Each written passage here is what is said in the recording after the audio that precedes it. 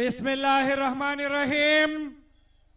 ইসলামী আন্দোলন বাংলাদেশ কর্তৃক আয়োজিত আজকের এই জাতীয় মহাসমাবেশে জাতীয় নেতৃবৃন্দ, সামনে উপবিষ্ট সাংবাদিক বন্ধুরা, চরমনাই দরবার শরীফ সহ ইসলামী আন্দোলনের সারা বাংলাদেশ থেকে আগত বাদ ভাঙা উচ্ছ্বাসে উজ্জীবিত আমার নেতাকর্মী ভাইরা, আসসালামু আলাইকুম ওয়া রাহমাতুল্লাহ।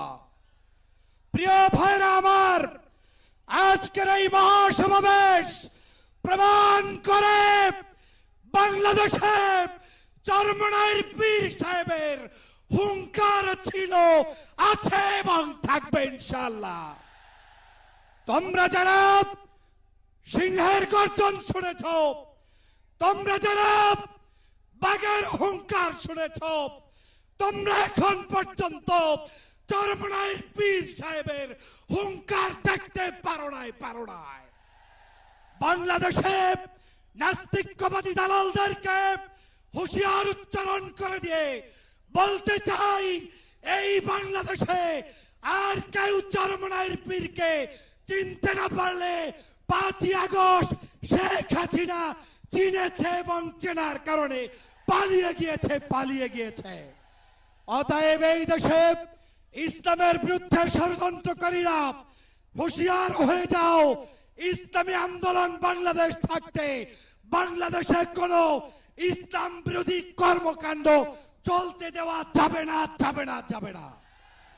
এই বাংলাদেশ ইসলামের বাংলাদেশ, এই বাংলাদেশ কলেমার বাংলাদেশ।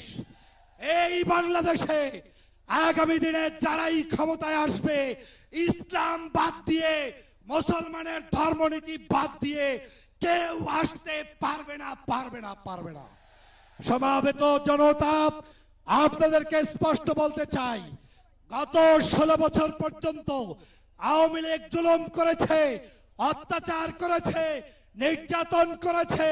সেই নির্যাতন সহ্য করে যারা মাঝপথে রাজপথে আন্দোলন করেছে, তার মধ্যেই চরমনাইর ইসলামী আন্দোলন ছিল কি ছিল না?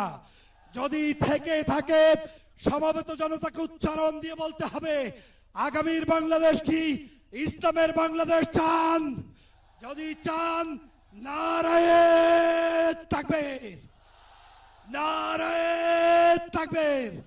আমি সর্বশেষ একটি কথা বলতে চাই, আমাদেরকে ঐক্যবদ্ধ থাকতে হবে বাংলাদেশ বিনির্মাণের জন্য।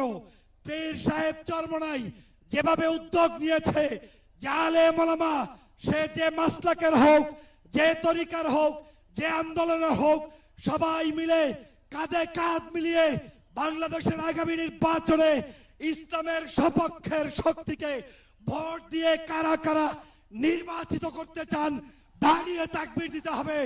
নারায়ে তাকবীর, নারায়ে তাকবীর। ইসলামী আন্দোলন বাংলাদেশ, কালে মাগো মুসলমান, পীর সাহেব চরমনাই। সবাইকে ধন্যবাদ। আল্লাহ হাফেজ। আসসালামু আলাইকুম রহমতুল্লাহি ওয়া বারাকাতুহু।